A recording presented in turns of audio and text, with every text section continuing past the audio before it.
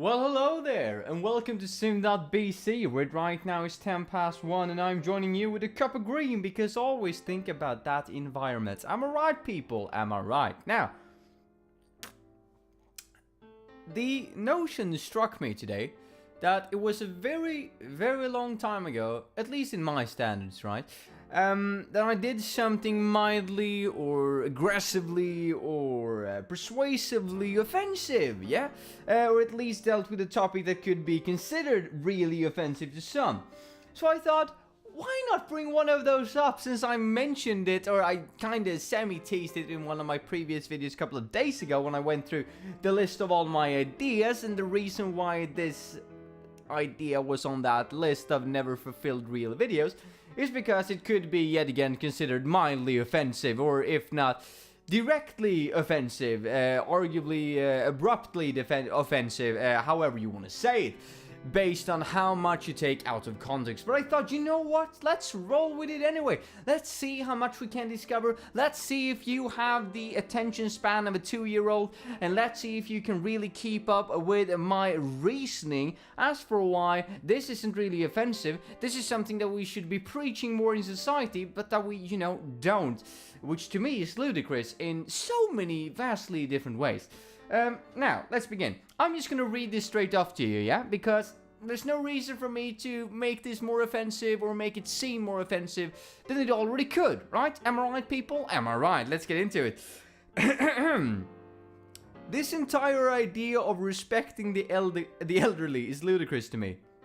Let's just let that sink in for a moment. Don't be too mad. Step away from the computer, from your phone, lay down, take a few breaths, right? Think about your grandmother, think about your grandfather, and don't be mad just yet, because I'm not gonna go into that they're older. That's not necessarily what I'm focusing on here today, yeah? Now, we've breathed a while, yeah, you've taken a few breaths, you calmed down, let's continue.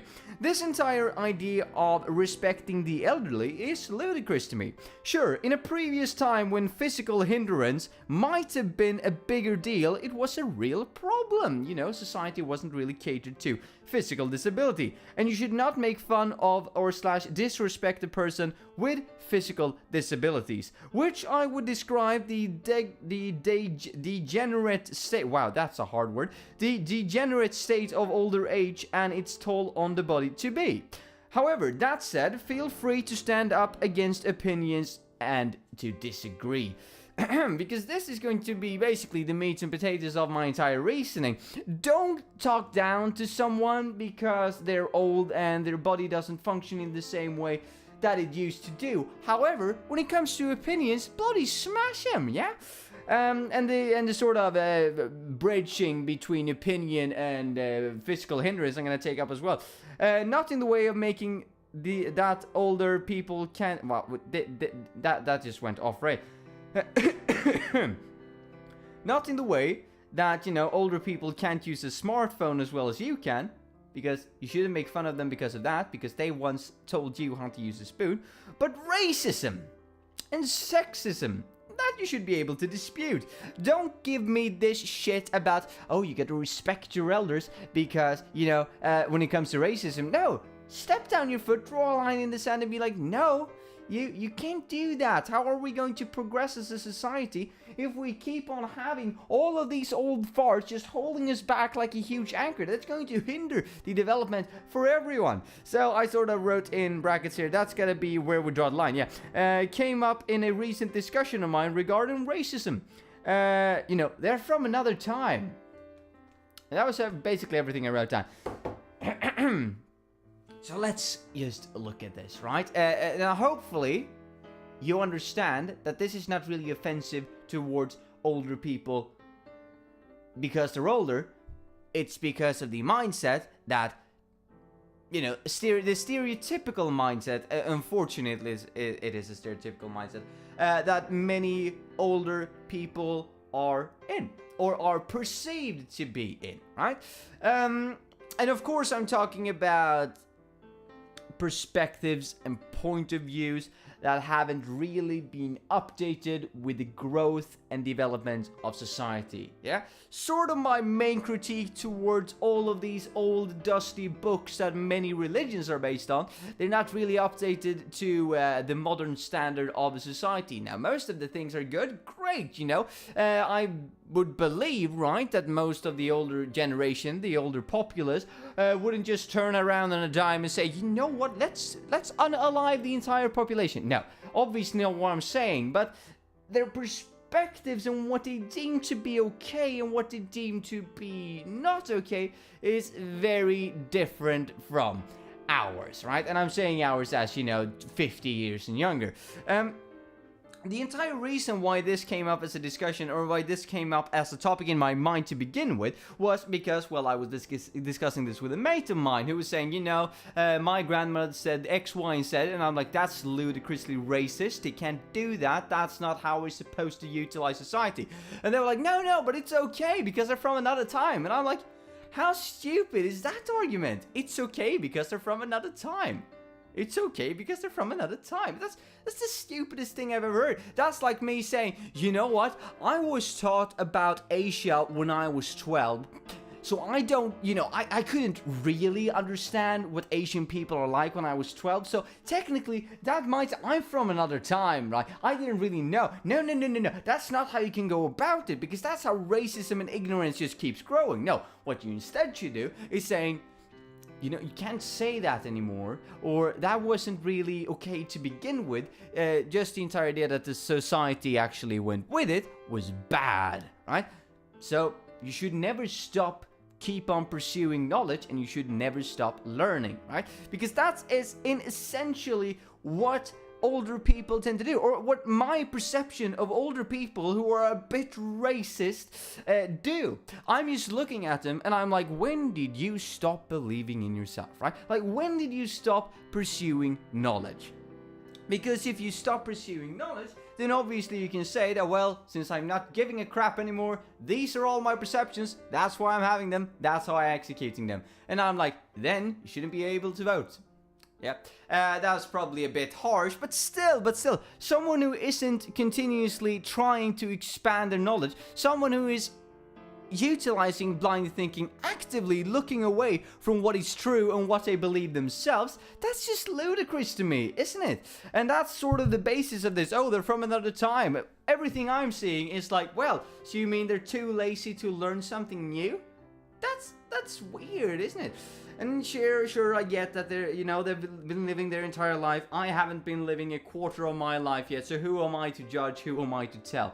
But from my perspective, my point of view, from where I'm standing right now, society is going to have a hard time changing if we have an anchor that's just pulling us down with these old-fashioned opinions when society is doing its best in order to change. Ain't a big of a fan of that. Now, I saw something quite interesting, though, let's just establish some context, in a comedy sense, in a comedy show called 8 out of 10 Cats on Channel 4 in England. Where they were with Sean Lockwood, basically. He was obviously making a joke, but there is some merit to the joke. Behind every laugh, there is a matter of sincerity in there, isn't there? And he basically said, right, they had gone over Brexit, and it was very up in the air. I think it was 2015 or 16, something like that. And he was basically putting forward the notion as a joke that, people who are older than 65 shouldn't be allowed to vote in that regard. They shouldn't be allowed to vote about the change, because it's not their future. Right? I'm not trying to preach, and this is where it's crucial that your mindset and your time, the amount of time you can actually stay focused, your time span is longer than a 2-year-old's, because otherwise, picking this out of context sounds really harsh. But there is some matter of sincerity to it now, isn't it? Because if we're talking about trying to shape the future, and we have a significant portion of society whose mindset is, I'm old, I don't want to learn anything new. Fair to you, in all fairness, if you don't want to do that and you keep that to yourself, fair enough, right? I mean, as long as you don't hurt anyone, who am I to judge?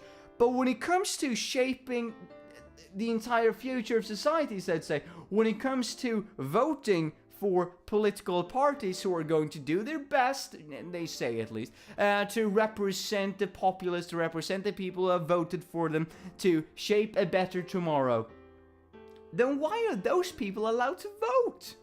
Obviously, they are going to be allowed to vote. It's not what I'm saying. It is what I'm saying, but it's not what I mean. Obviously, everybody should be allowed to vote because, well, democracy is sort of based on that. And as soon as we start taking people away because X, Y, or Z reason, then we can start taking up the next group, and then the next group, and then the next group, and all of a sudden we have a small group, and then they will split, and then we will have a dictatorship. So I'm not saying that we should actively try to push people out from voting, but there is a certain merit to the thought process behind, okay, if you're not open to learn about society, what it actually looks like, how it actually works, then isn't it a bit infuriating letting you, who is actively looking away from mistakes, actively looking away from adaptation of society and its populace, and letting you vote? Because let's say I'm presenting you with two people who are going to do a job, and one of them is from Africa. Let's just use stereotypes because I don't know otherwise how to make this as politically correct as possible. One of them is from Africa, the other one, let's say Nigeria. The other one is from Sweden. And you ask an older person who has these types of views, who would you like to hire?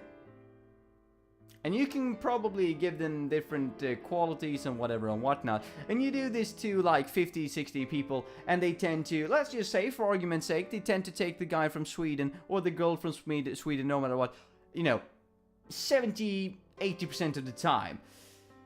Because this person is white. Yeah, that's a problem, because that's not necessarily how we work. Everybody is equally worth, everybody can probably do the same amount of work equally good, and this is really showing the racist perception of some of the older people in the populace. And there has been studies, I can't really take one on the top of my head here right now, but there has been studies showing this exact thing, that older people tend to have a lenience, so to say, towards white versus black, that they rather have a white person in charge, and they rather have a white person servicing them, and so on and so forth.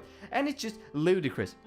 So we can establish that since this research has been done, since it has been proven that older people tend to disregard that we're all equals, that is them looking away from a failure, so to say, looking away from an active problem, and just saying, let's go with it anyway.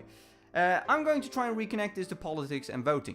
Because if I was presenting them with this problem, if I was presenting them with this non-problem, and they were dealing with it as if it was a problem, then how confident am I going to be, someone who's probably going to live in this country for the next 70 years, give or take, hopefully at least, give, instead of take, how comfortable and confident am I that they are going to look at politics in any matter of different way?